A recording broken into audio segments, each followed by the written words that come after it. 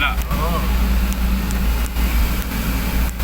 Kanina, nag-ano kay Miguel, nag-text ka sa malang, hindi nag-send. Yung pala wala akong load.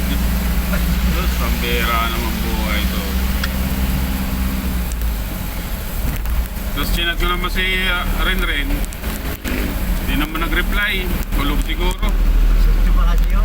Alam yata mga to. Hindi, text ako. Ayun, pagkasunod, nag-text ka. Sabi ko, may pasok na siguro talaga. May pasok na. Gising ako ng alas 12. Yung aking ginawa ko, inalamaan ko si Mike.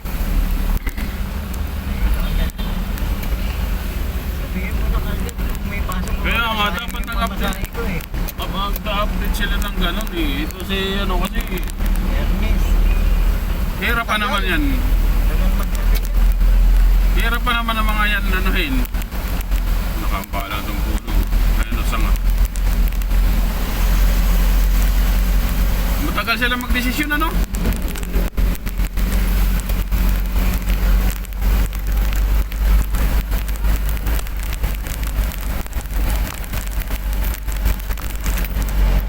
Para pa maano agad yung mga tao. Papasok. Yung walang pasok, kung may pasok. Para makapag-prepare agad. Hindi yung... Kaya ako. Dapat kahapon pa lang yan eh. Kaya ako, malayo. No? Oo. Dapat kahapon pa lang yan, nagsabi na na ganito.